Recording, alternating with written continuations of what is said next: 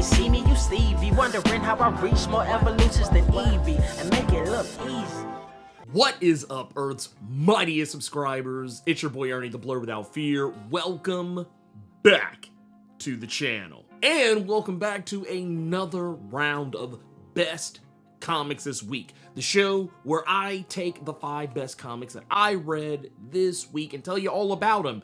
And also give you a little insight to some stuff going on with the industry, indie books, and trades you definitely check out. And also tell you about upcoming comics you need to have in your pull box. But before we get into all of that, I do humbly ask if you find this video of value at any point in the video. It doesn't have to be right now, but hey, just a little later, if you find some value in it, consider clicking that like button. It helps me find more viewers like yourself, but also helps you find more videos just like these. And if you haven't done so already, I know there's a lot of people who watch these videos but don't ever subscribe. Like, sometimes you forget. I do it myself. I'm guilty of it. I totally cop to it. But yeah, if you enjoy the content, click that subscribe button too, and make sure you tap that notification bell. That way you don't miss videos like these. Anyway, let's get right into it. Let's start off with One World Under Doom number 5. Now, I know it's been a little bit since we've talked about One World Under Doom, but something that cannot be denied here is that this might be my favorite Big 2 crossover event that I've read in a while. This is, I think, everything that, all the hype that surrounded Marvel's Blood Hunt series, how, that was literally a comic that they were making trailers for, it was the next big MCU film, and had people thinking that there was some Blade movie coming out where all the Marvel universe was turning into vampires. I was like, dude, where is the fanfare for One World Under Doom? Because this book actually with the lights off. This book is amazing. I love it. And Ryan North is killing it every single issue. I shouldn't be surprised. Ryan North has written some really good comics, and I would say hands down some of the best Fantastic Four you're gonna read for quite some time. But this series really has tamped down on trying to get you, the reader, to understand that Dr. Doom, if you didn't already know before, is about that action. We already saw in the previous issue where Dr. Doom went one-on-one with the Dark One, Dormammu himself, and had what I think is probably one of the most interesting one-on-one battles between two villains I've seen in Marvel Comics history. And in this issue, we already know that Dr. Doom has managed to retrieve the Avengers, the Fantastic Four, the X-Men, and pretty much all of Earth's mightiest heroes back from the pocket dimension Dormammu had banished them to in the previous issue. And now the question becomes, will Earth's mightiest heroes finally give Doom a chance? Well, spoiler alert, they have no choice, because it's either rock with Doom or total annihilation. It's not really a difficult choice to make. But that's not really the big deal this issue. The real big thing going on in this issue 5 of this crossover event is what exactly is Doom willing to do to stop Dormammu and end his reign of terror on Earth? And will the Avengers let him do it, even if it means Doom must stay in power forever? This brings real tension to the story that Slick accomplishes a level of debate that I think we really haven't seen since the original Civil War, and I think Civil War II attempted to try to bring back, but failed miserably at doing so. One World Under Doom is causing Earth's mightiest heroes to wonder, should Doom remain in power? What's a good excuse for him not to? Even if there was, should they just let him have it anyway? And while all that squabbling is handled very well, it's good to know that the other shoe is starting to drop. Doom is up to something fishy. Dormammu knew it. He seemed to be keenly aware of what was going on, but would never openly say what it was. And it shouldn't surprise anybody because, well, duh, it's Doom. And while we don't learn what it is exactly that Doom has done, we do get a surprise visit from one of Marvel's sneakiest and shadiest spies who happens to know exactly what Dr. Doom has been up to and why One World Under Doom took off without even so much as a campaign slip-up. All right, next up, let's talk about Gargoyles Demona #1. Gargoyles has been on a tear as of late. This has been one of my favorite books coming out of Dynamite. For those who don't know, I'm a huge fan of the Gargoyles animated series from the 90s, and when the comics came out over Dynamite Entertainment, I, for one, was really excited about it, and I've actually recommended this series multiple times, not just, in videos, but like also on the Blerd Cave that live streams every Saturday, 1 p.m. Eastern, 10 a.m. Pacific. But I have just thoroughly enjoyed seeing the Gargoyles back and picking up right where they left off. And Dynamite's done a fantastic job of making sure you're constantly seeing the series. Like, yeah, you're gonna get I believe we've gotten, double digits on the Gargoyles, like, main book. We've also gotten Gargoyles Dark Ages. We had also gotten Gargoyles Quest, and we've also gotten multiple one-shots, and now Demona, one of my, actually, I would even go as far as say probably my overall favorite character of the series, now has her own book. To the surprise of no one, it's good. Demona now has her own series and is getting a chance to tell her side of the story. Sort of. This first issue of Gargoyles Demona gives us a glimpse into what Demona was doing in the time while Goliath and the rest of what would soon be known as the Manhattan Clan were sleeping. We already know, thanks to the animated series, that Demona was out wreaking havoc, making deals, being immortal, learning magic, and living up to her namesake. But now we learn about a secret child that was never revealed before. Yes, we know about Angela, but now we're introduced to her other daughter, Angelica. And this story, at least half of it, is framed through the perspective of Angelica. I don't want to give away too much of Angelica's backstory because it plays really heavy into the core of this first issue. However, I will say this much. Don't go into this thinking that Angelica is a direct child of Demona. Gargoyles don't really have children the way humans do.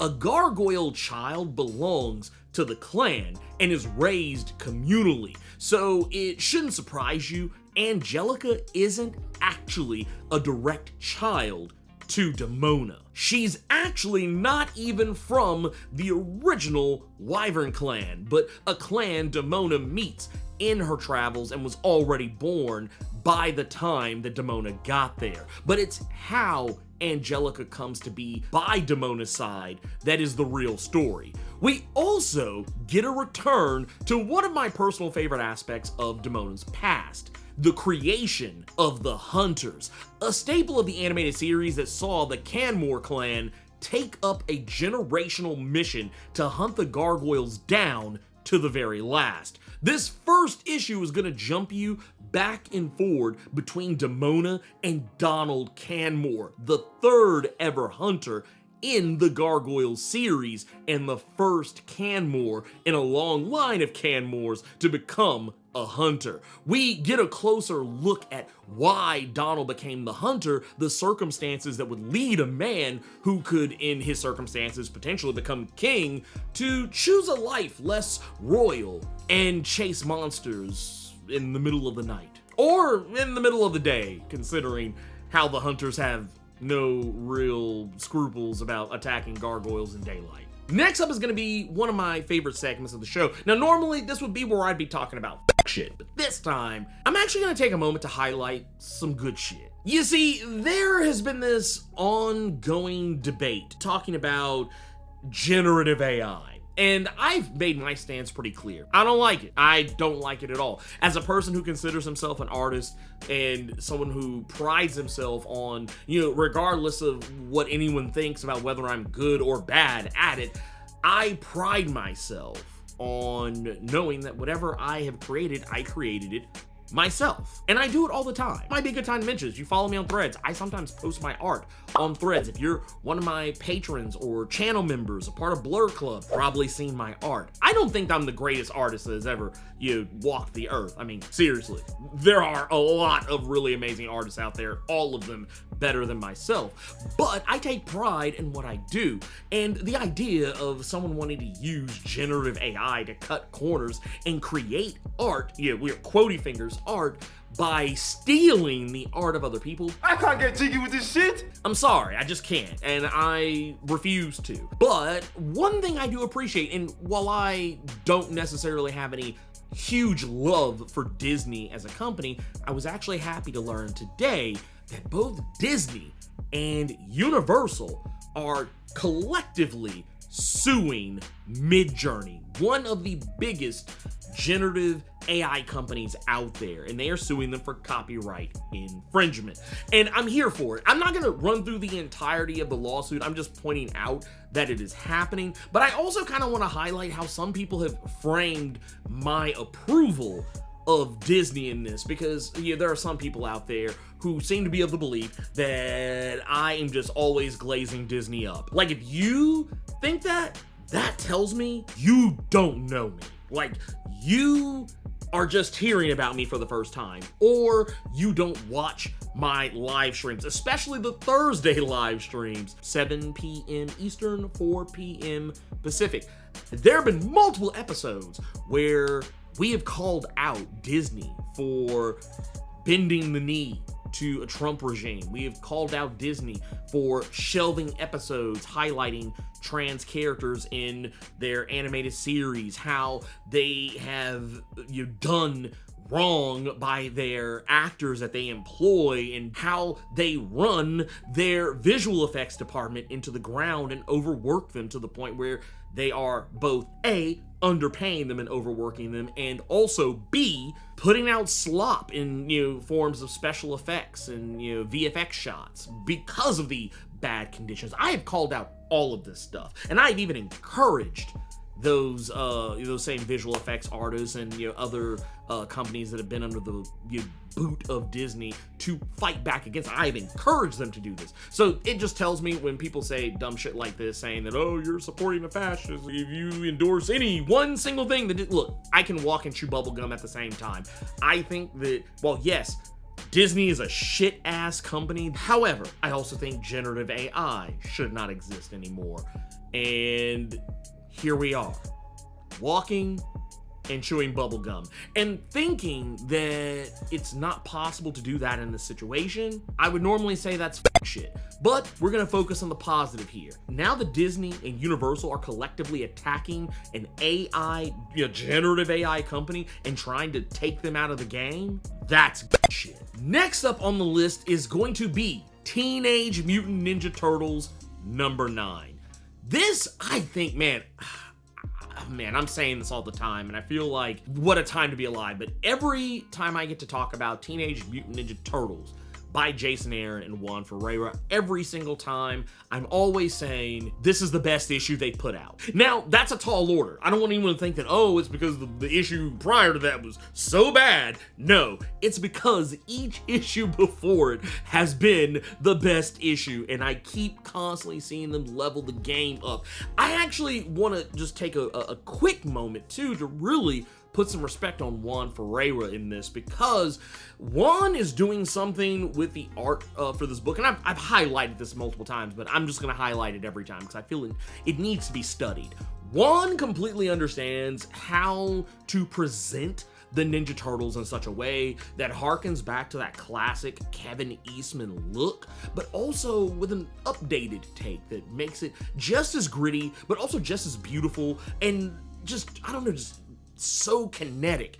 And the way that Juan, specifically in this issue, but he's done it in every one he's laid pencil to since, is his ability to be able to take the background element of the image and use that background to create the panels for the story. This actually might be my favorite one thus far. Just, watching Michelangelo run into a police station and, from the outside, but seeing the inside almost like it's a toy playset. And it's gorgeous. But to get to the main thing going on here, we're gonna spend a lot of time this issue with Michelangelo, with Donnie locked up in beauty jail and his brothers, Raph and Leo, having different opinions of how to tackle freeing Donatello. Mikey strikes out on his own. And so far of all the brothers, Donnie has been the only one who can hear the voice of Splinter trying to instruct them from beyond the hereafter, all from the body of a dead rat, at least until just an issue ago when Leonardo finally started hearing the crying of Master Splinter over how fractured his sons had become. And now it's left to Mikey and Raph to learn what Donnie has been trying to tell them for several issues. But what really works about this issue is how we got to see what Mikey was up to in issue number 2, seeing him be a celebrity in Japan, having his own tokusatsu TV show and all that, but we never really got to see much of the fallout of him leaving Japan so suddenly. And here we get to follow Mikey and see how uprooting himself from a life he was pretty comfortable in has affected him. We get multiple green knuckle fights, nunchuck swinging and shell kicking action, probably more than we usually get from the TMNT books as of late, and that's saying a lot considering how much we've seen the Turtles throwing hands in the last few issues. Probably my favorite part though is the moments in between, promising the next bits of story to come. We already know from solicits that April is about to put on Casey Jones' mask and take up his hockey stick and his fight against D.A. Hale now that he's comatose after being shot by him. And we know Donnie's level of mystic prowess was powerful already since the original 150 issue run of TMNT at IDW, but now we also get to see how much that mysticism casually allows Donnie to mentally turn the tide on D.A. Hale in some ways I think some people might find unexpected. The good news is we've already seen the brothers reunited, but we've yet to see them not only just reunited, but working together as a fully cohesive unit. And this issue is bringing us that much closer to seeing the Teenage Mutant Ninja Turtles no longer as a fractured family, but now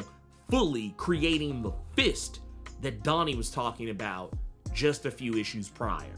I guess it must be like Saturday morning in this particular side of the segment because we're talking about yet another Saturday morning cartoon comic, and that is Transformers number 21. This issue is a case study in war is hell. While the last issue we saw Megatron preparing to take the fight to Optimus and the Autobots, this issue we actually get to see Megatron carry out his plans, and while I don't think they actually all work out to his benefit, I do feel like his plan was pretty damn effective. This go around, we get all the Cybertronian firefighting and hand throwing, but in ways that are kind of slick hilarious. We've already seen Bruticus and Devastator, the two Decepticon combiners, go toe-to-toe this series, but we get to see it again, and it's for pure comedy gold. Not only that, but we're getting a lot of movement on storytelling for all our various heroes and villains. Ultra Magnus gets a brief moment where we learn that his new overseer might not be so bad a guy. The military is obviously doing a number on him, but maybe this world-weary soldier who's beginning to get to know Ultra Magnus might have a change of heart, at least if the good book has anything to say about it. We also see that Elita 1 is making some tough choices on how to reunite the Autobot faction back on Cybertron to win the war once and for all. But the trick is, she knows that Optimus is not going to return to Cybertron willy-nilly. He'd never leave Earth to the mercy of the Decepticons, especially now that Megatron is back, and we get to see how far she has gone into becoming an actual general in the war between the Autobots and the Decepticons. We get to see exactly how far she's willing to take matters and who she is willing to, I won't necessarily say manipulate, but lead along in her mission to save Cybertron. We're gonna see who she drags into the middle of it. We even get to see a little reunion for characters Thundercracker and Skywarp. I'm still holding out that we'll get to see them flip sides, or I won't say flip sides, but I think it might be in a way people won't expect. I'll just say, don't expect them to go running into the arms of the Decepticons, but don't expect them to become bosom buddies with the Autobots either. And last but not least, we get to see a plot thread from almost a dozen issues ago paid off this issue. If Megatron can control whoever wields him while he's in his gun mode, what does that mean for Optimus Prime, who's been using Megatron's gun arm as a replacement for his own since the first arc of this series? Alright, it's time to get into the Indie Comics Corner. I recently had a special guest on, Chris O'Hara, the CEO and founder of Bent Box Comics. Recently had him on to talk about one of his books called Refuge. This is the first chapter in what is effectively a silent story. There's no dialogue in it whatsoever, but the story of a child by the name of Pavel, a child soldier who's been fighting in a war that doesn't seem very voluntary. And in the midst of being a child soldier, Pavel winds up stumbling into a cave and ends up encountering probably one of the most terrifying things that he could ever encounter: a monster. This comic has a really cool premise, and I love the really stylized art style of Lucas Jensen, who is the artist for this book, because I mean, he's gonna do a lot of the driving narrative for the story. And not only that, but I just like how the style kind of reminds me, I don't know, almost like Coraline, but less dark and foreboding, but just more of its whimsical nature. It's a really cool idea, and this is also on Kickstarter right now, and I'll have a link and everything down below. You can go check it out. If it sounds like it's of interest to you, go check it out. And I will also give you a little bit of an added bonus here. Anyone who goes and backs the Kickstarter, go into the comments for the Kickstarter, use the word blurred, and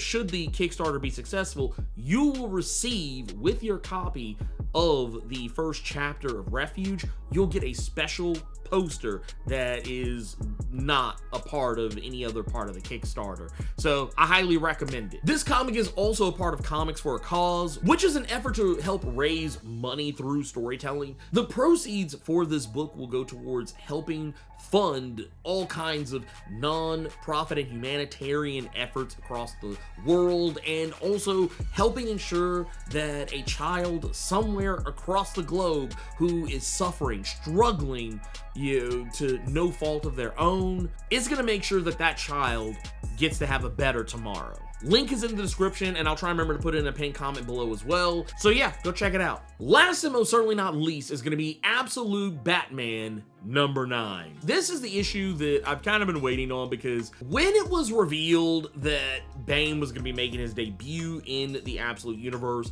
I was one of those people that, while I didn't hate the design of the Absolute Bane, I just thought that it wasn't anything too terribly crazy to write home about. Even though one of the co-creators of Bane certainly had plenty to say about how much he hated it, even though it didn't look that much different from what he did when Bane was originally created. I don't know, it was weird. But I wasn't one of the haters. I actually thought it was kind of funny. I was really more interested to know how the hell he was going to use those pistols, considering that the little trigger area was way too small for his fingers, but that's another story altogether. Once seeing him in action, it all made sense, because while this is definitely an alternative take on Bane, it's also a familiar one. This is a harkening back to the years where Bane was in his prime, a criminal mastermind and Batman's true equal. A man who is just as smart and skilled, if not more so, than Batman. And there's even a nice little twist on his character that makes you really appreciate his monstrous size. It's not the venom that makes him so big, and he doesn't even need it to kick Batman's ass. This version of Bane, similar to previous incarnations, works for a secret criminal underground. He's hyper intelligent and eloquent, as we would expect, and not afraid to give Batman every opportunity to try and run his fade. And the reason Batman is dealing with Bane right now is because one of his best buds, Waylon, normally Killer Croc in Prime Earth continuity, has gone missing under mysterious circumstances, literally disappeared off the streets, and the records regarding his disappearance seem to be falsified. So now Batman and what I'm gonna just call going forward the entire Absolute Bat family, effectively the best of his most popular villains from Prime Earth continuity, Two-Face, Penguin, and Riddler, who in this universe aren't villains, but are Bruce's childhood friends, same as Killer Croc. And they are working with Alfred in an effort to track down Waylon and take care of whoever put hands on him. And all of it leads to Arkham, the Arkham Asylum of the Absolute Universe. But this isn't an asylum like you might think. It's almost an Arkham City for the Absolute Universe, but it doesn't seem to be a prison so much as it is a black site, all owned and operated by the Absolute Joker. Now, while it's not expressly spelled out with lights and signs pointing at it, because we really haven't seen much of the Absolute Joker in this universe, he's only really popped up like a couple of times since the first issue, but it's here where we see that there's a company called JK, and, well, I mean, come on, let's be real here. There's also even some other nice little nods, as there have been in previous Absolute Batman titles, like nods to the greater Batman mythos in like movies and TV. We actually get what I think is probably one of the funniest things I've seen in quite a while, and it's a nod to the most, what I think is probably the most infamous line ever uttered in any piece of DC Comics television. I think people were even still up in arms, you know, once they got the context for why Dick Grayson said but I feel like in this universe, Dick actually has a very good reason for saying in the Absolute Universe. Now it's time to dig in to the Pull Box Report. Some of you may or may not know this, I'm a huge horror movie fan. It's what I do most of the time. When I'm not messing with videos for comics, making content for this channel, I'm watching horror movies. I watch them probably more than what is healthy to admit. But one of my favorite horror movies of all time is Event Horizon. A movie that, when it originally came out, I didn't appreciate it as much as I probably should have. But as I got older, it just, I don't know, something clicked. And the whole sci-fi cosmic horror of it all just really just lived rent-free in my head. And now we're getting a comic from IDW that's going to be written by Christian Ward, and I believe art's going to be by Tristan Jones, and this is going to be a story chronicling what actually happened to the original Event Horizon crew. That's something that I've always wanted to know. I mean, yes, it's mused about in the movie, but now we're actually going to be seeing this information firsthand. The other thing I wanted to highlight just real quick is the upcoming Undead Iron Fist. This is going to be a 4-issue limited series that's coming out later this year and is going to deconstruct the legacy of the Iron Fist and maybe try and figure out exactly what's up with the whole every Iron Fist must die by age 33. It doesn't sound very immortal now, does it? So yeah, we're gonna get to see exactly what is going on with that. Was Danny Rand set up? And honestly, all of the points kind of, you know, lean in that direction, and we'll likely see the return of Danny Rand as the Iron Fist. What this is gonna mean for Swordmaster, who became Iron Fist just a couple of years ago. I don't know what that means for that. I assume with the popularity of Marvel Rivals that Lynn is not going anywhere. But because of some of the recent announcements regarding the MCU, I do feel like, yeah, Iron Fist, Danny Rand is probably going to be back on the menu before too long. But I'm hoping they don't kick Lynn to the curb, because I actually like him as Iron Fist. He's a very good Iron Fist, but we'll just have to see where this goes. Whether or not Danny stays dead or whatever, we'll have to wait and see. Anyway, that is the best comics this week. Thank you all so much for joining in and, you know, showing up, you know, every week. I really appreciate it. And once again, I do just want to say, if, you know, for whatever reason, if you found any value in this video, please consider taking the time to hit that like button. It really helps the channel out tremendously, and also helps you find more videos like this. And a lot of times, I know, like I said, I said this earlier at the top of the show, but I know how it is. I don't just make YouTube videos, I watch them as well, and I can't tell you how many times I have watched channels whose videos I always enjoy, and somehow I forget to subscribe to them. I do it myself, and I actually have it on good authority that 38.3% of the people who watch my videos are not subscribed. So yeah, help a brother out. If you enjoy the videos, click that subscribe button, tap that notification bell. That way you don't miss anything, because I'm gonna promise you, YouTube does not like showing you my videos that aren't X-Men related. Like, I'm just gonna just keep it a buck with you. They almost never do, and when they do, it's incredibly rare. So yeah, if you click that notification bell, you don't miss out on anything. But anyway, that's my, preaching, to the choir deal. I'm done, okay? I'm done, all right? Anyway, thank you all so much for watching and taking the time to engage with this video, and keep it plus ultra until the next Best Comics This Week.